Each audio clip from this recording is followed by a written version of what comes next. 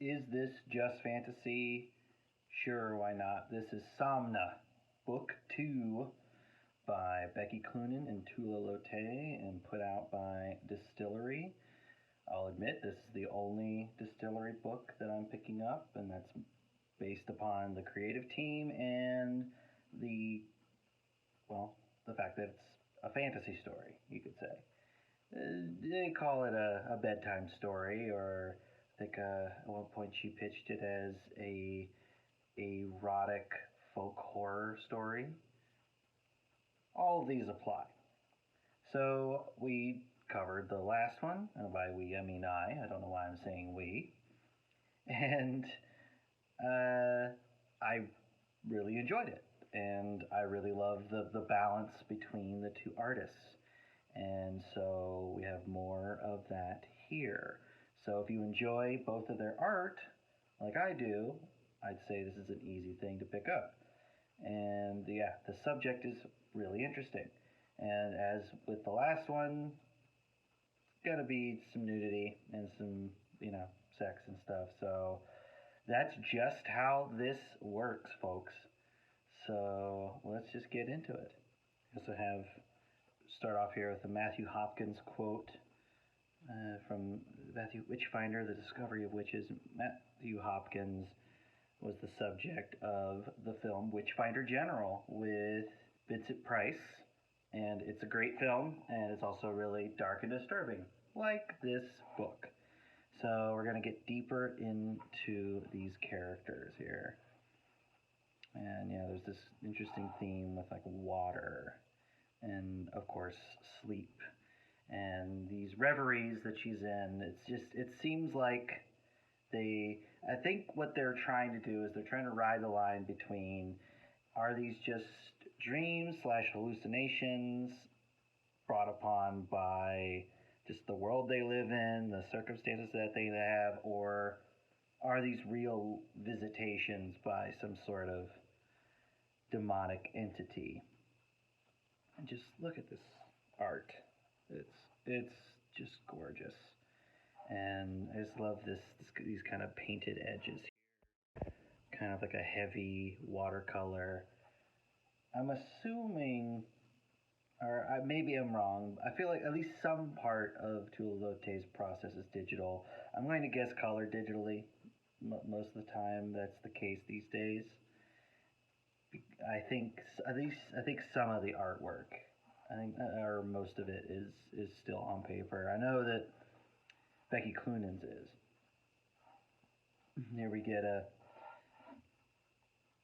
Freddy Krueger shot here from the original Nightmare on Elm Street. His hand coming up here in the bath, and yeah. The real truth of this story is,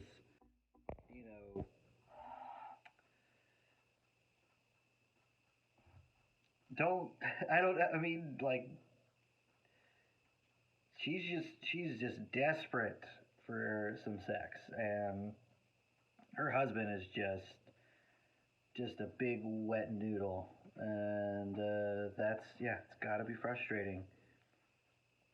And right here, where she's kind of in this reverie here with this demon. And I just love how creepy this demon looks. And every time it comes up, it's never like comforting, and yet it's comforting to her.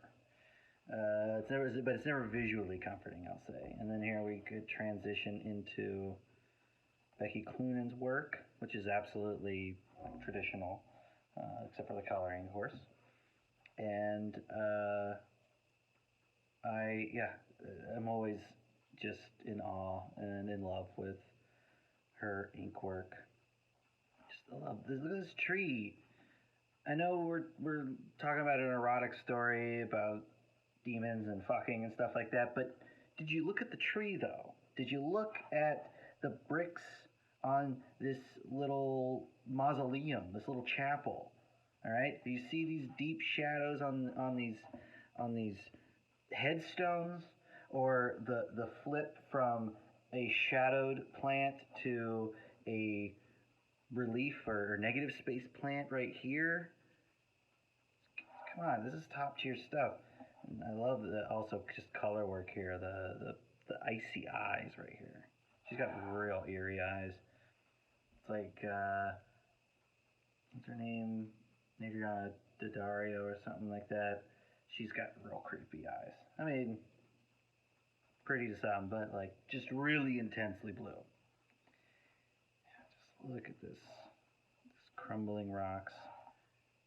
I love the way she renders the hair here. But this guy had a rough time. He's the guy who lost his wife in the first issue, the witch burning, and her friend seemed to be making eyes at him. And here we get this gorgeous set of stained glass windows. Does anybody even do that anymore?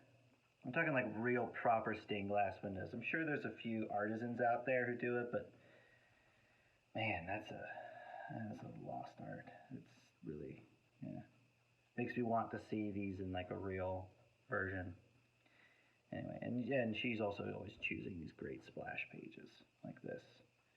Then we get Mr. Creepy Priest here showing up.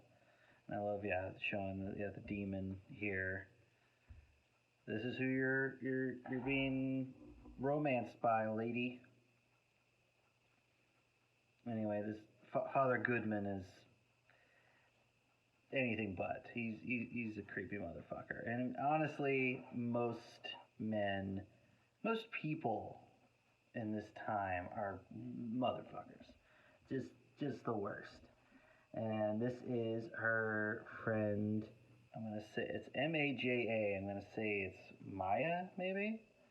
Her friend Maya's husband here, who's a butcher. And just, you gotta be very particular to make this read properly as like a butcher's stall with all the meat here. There's a boar's head back here. There, how he's dressed, all that stuff. And it just reads so properly. But our lead Ingrid's looking for her friend because she's suspecting that she may have had something to do with the death of Sigurd, who's the sad guy in the chapel, the death of his wife.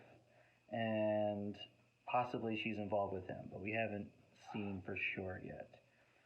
And she's kind of, gone missing right now. But our friend Ingrid's coming home, and her husband Roland's there, and I don't like him, and it's just simply because he's just such a shitty husband. But is it Roland? Because we transition to Tula Lotay here, and most of the time with Tula Lotay, it takes on this like hallucinogenic atmosphere where we're not sure if what she's seeing is actually there or if it's the work of a demon. And her Roland's looking very Jesus-y here. And but she really wants him to be a stud, and he's just not. And Sigurd shows up, and he's just, she's full of conflicting emotions and feelings, because she's like, also like, that guy's hot too. But as things start to heat up, we get our kind of demonic looking figure again, and man, just look at the colors in this spread. Look at these hot pinks in here. And I just love how this cool blue, kind of deep dark blue purple for our demon. And it's intense and evokes the fires of hell, as it were. And Ingrid decides to make it to church. We get these awesome sculptures in here. Look at this great set piece here. Like, as far as the art goes, I can't think of anything bad to say. And I would be shocked to hear people critiquing it. I mean, it may just be that the art style itself is maybe not somebody's thing, but I don't. It's hard for me to put myself in that headspace because it just very much is my thing. And I'll be talking about more of Becky Cloonan's fantasy work sometime soon. I've already talked about one of her fantasy shorts, the part of her By Chance or Providence collection, Wolves. And yeah,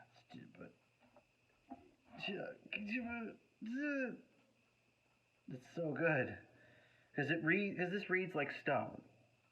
It doesn't read like an angel with a sword right behind her, and these don't read like they're actual demons right next to her. That's something that not every artist gets right. Even really great artists, like if they're doing a statue of a person, a lot of time it hangs on the colorist to make you think that it's not a person standing there rather than a statue.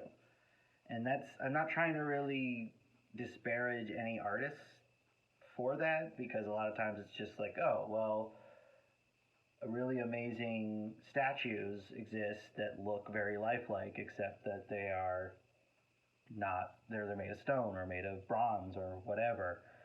But these read like they're stone. They're very detailed, but it's just throwing in the right amount of texture and the right line work in there. Because if I read this, let's think about it like this. If this is in black and white, there's still no confusion. I'm not thinking an angel's right behind her and is going to stab her. Just that it'll just read properly, and that's the powerful thing. Yeah, really cool. Just lots of great demonic imagery. I'm not being too specific on the story because, like, I want to make sure that people read this and support it, because I think these two creators have done an amazing job. I guess three, with Lulu Ridge doing some of the color assists with, I believe, both of them, but at the very least Tula Lotay's like artwork. Love this, yeah, these snakes swarming this angel here, but then Maya shows up and her husband has been murdered. And I love this. This is a great panel right here. All these significant looks. Yeah, not a person wasted here. And yeah, she doesn't know what happened. She just found him dead. And yeah, it's so that's the big turn here is in the midst of having all these sexy dreams, her friend Maya's husband has been murdered, so it's not shaping up great for everybody, because we are potentially getting into a conspiracy, you might say. And Maya's looking real contrite about this, but Ingrid has her misgivings as to like what happened here. What did somebody kill him? Because who would be his enemy? And so that's what they're trying to work out here. And even in these back and forths, we just get these great inserts.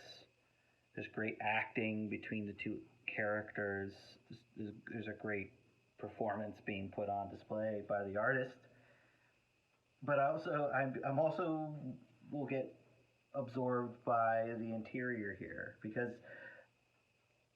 just to spare the artist some headaches and too much work, we eliminate some of the background and stuff like that for this very conversation heavy scene, because otherwise you're just covering up stuff that you're spending time drawing. So and you leave interesting silhouettes and you leave some room just for space, just to have the important part of the image breathe. There's something about her work that reminds me of Alex Toth. I think it's just she's very efficient with her lines. She's never indulging too heavily in like cross hatching or anything like that. It's just very it's clean even when it's like dirty and kind of scuffed. It's like she could have rendered that wood even more here, but she doesn't. She leaves those lines lean. I just really appreciate that as an artist. Like, oh wow, and also like these little action lines here to denote, you know, the head turn to the knocking on the door. And there's Father Goodman, and he's like, everything's fine. Why don't you leave Maya to me? While and you can go home, Ingrid.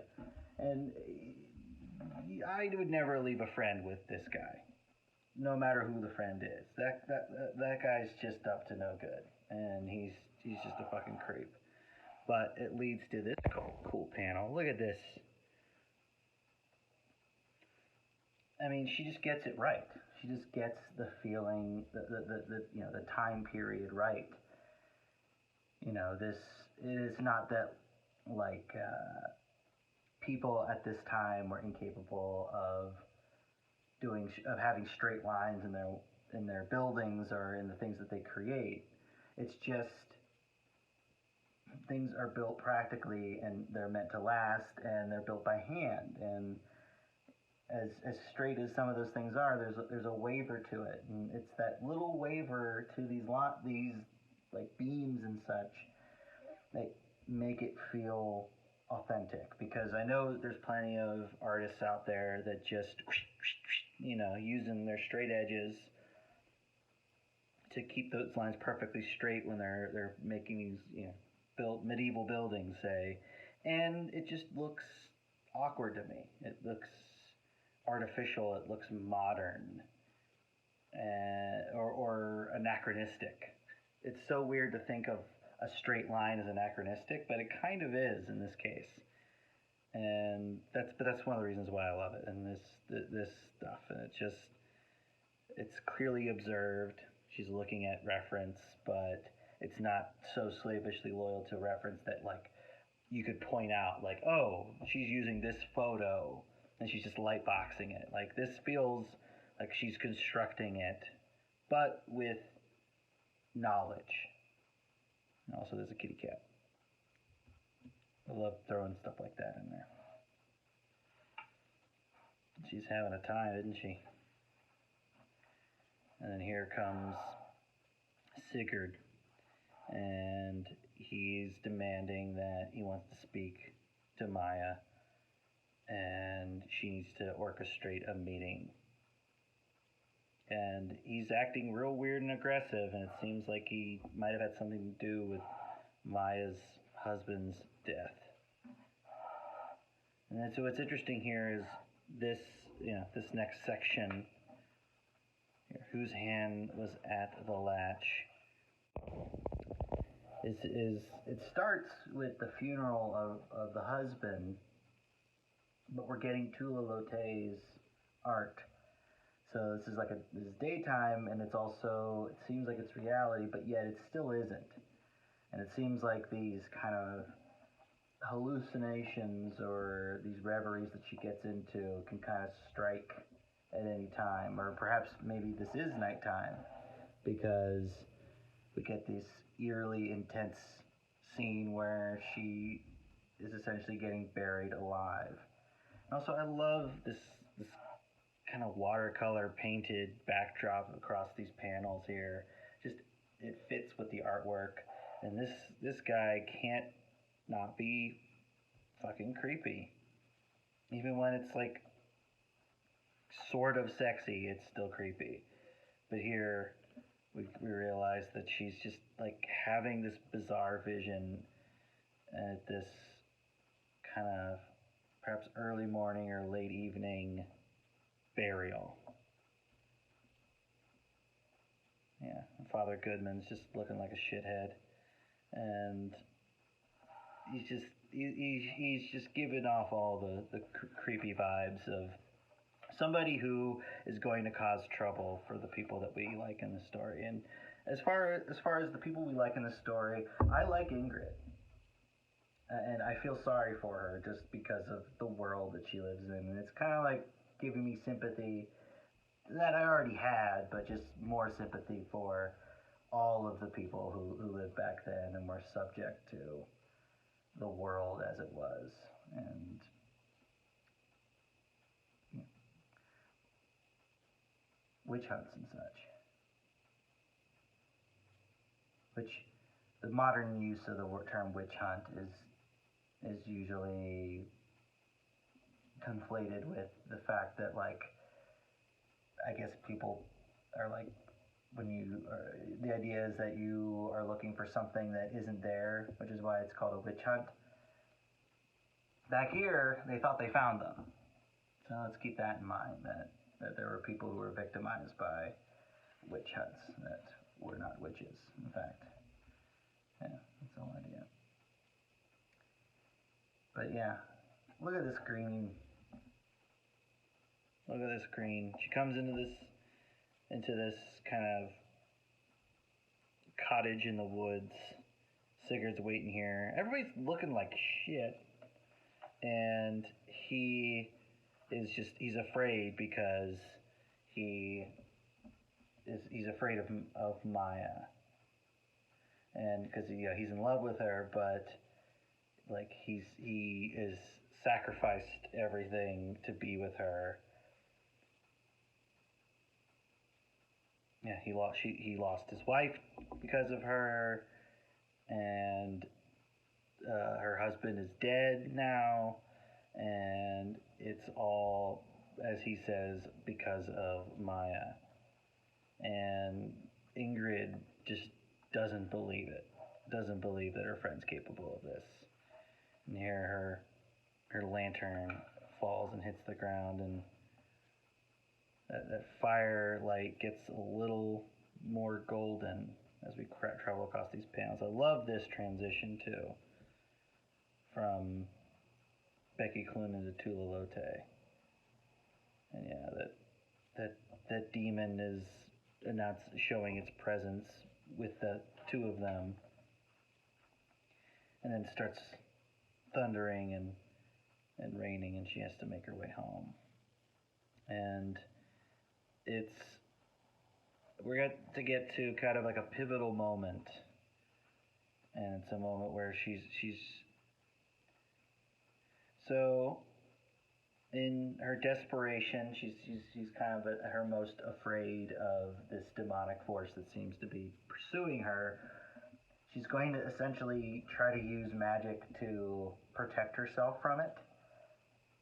And so she's using her husband, who's like a witch finder, which is another reason to hate him, his like materials to perform a spell. And I also love that Becky Cloonan's including art that it definitely is a reproduction of like old school woodcuts in an old book. And I wonder if this is actually even a specific book, and the text over here is in line with the photos, and that this is an actual spread of an actual book. Wouldn't surprise me, but we get a little bit of the demonic force from Becky Cloonan's art here, and I just, love all of this. But yeah, she eventually kind of can't resist. So I feel like I've gone through this at a pretty quick pace. That's mostly because I'm talking about the art, because I think the story is really well told visually, but there's also nuances in the text that honestly I'm leaving for you all to discover for yourselves, because I highly, highly, highly recommend this. And this gets pretty intense, and it ends on kind of a shocking, you could say, reveal that leads into the final book of Somna. Because it's a 3-issue limited series, and I think it's great. Art absolutely kills it, and I think that the story it's dark, it's sad, it's twisted, and I love it. I'm a fan. So I recommend you pick up, find your copy of Somna. I know that they're floating out there somewhere, and I just, really strongly recommend it for fans of folk horror, because I know you're out there. Pick this up. This is up your alley. And if you're in the mood for buying stuff, like dark stories of witchcraft and such, you could pick up my anthologies, my Haxan anthologies, which deal with witchcraft and sorcery and are, I don't know, they're a lot of fun to draw, and they're dark and disturbing to read, probably. 60 pages each, and they're available for purchase on my website. You can also read them on Global Comics. And these exist in the same universe as my book, Sidequesters, which is a fantasy story about friendship and monsters and magic and lizard men and their warrior buddies. So this collects the first 8 issues. This is the first complete story arc of Sidequesters, and you can buy it on my website. And not related to anything else, but just because I want to talk about it, here's 3-panel origin. It's kind of like The Tick in tone, where I create a character and tell their origin in 3 panels. It's a weekly web comic, and this collects the first 3 years of work, and I am super proud of it. And this is short stories in that universe. If this is your vibe, definitely check it out. And if this is your vibe, why haven't you bought it yet?